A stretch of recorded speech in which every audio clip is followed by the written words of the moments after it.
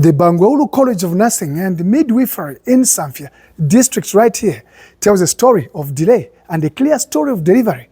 The project began more than a decade ago, but stalled for many years due to funding constraints, leaving an incomplete structure that could not serve the community. For over 10 years now, Samfya had the shell of a nursing school, but no students, no training, and no impact. That has changed under the Constituency Development Fund. Through targeted CDF allocations amounting to about 900,000 kwacha, the stalled project was revived, completed, and brought to life.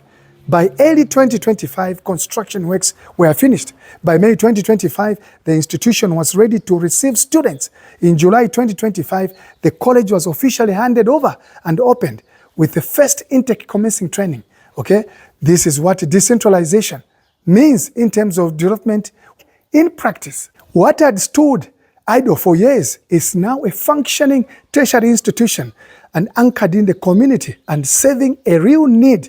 The project demonstrates President Hakainde Hichilema that public funds must move beyond plans and paperwork to deliver services where people live.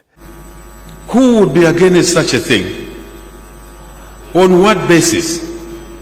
Why would you be against taking money to the communities instead of Lusaka deciding everything? You can see the developments that are taking place now. Now with this. Speaking at the commissioning, Dr. Poland noted that the college responds directly to the growing demand for trained health personnel and reduces pressure on urban institutions. That assessment is already visible on the ground. For the people of Samfya, the impact is immediate. This is the first district, first tertiary institution. Young people who once had to travel to Mansa or Lusaka to train as nurses and midwives can now study right here at home. Under these structures, families save money, skills, stay in the district, talent is retained instead of exported. Health outcomes also stand to improve with locally trained nurses and midwives. Staffing gaps across the health centers and the district hospital can be addressed more sustainably. Okay, communities that are hard to reach stand to benefit the most, particularly in maternal and child health services. The economic effects go beyond the classrooms, these classrooms. The project has created jobs in administration, maintenance, and support services.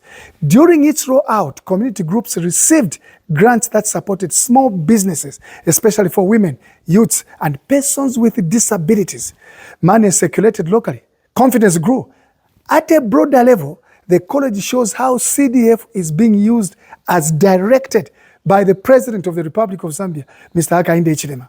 Not as any other statement, but as a tool to unlock stored projects, strengthen human capital, and build self-sustaining communities, of course. A decade of waiting ended with delivery. What now stands in Samfya is proof that when decisions are brought closer to the communities and when funding is allowed to work without delay, development moves from promise to presence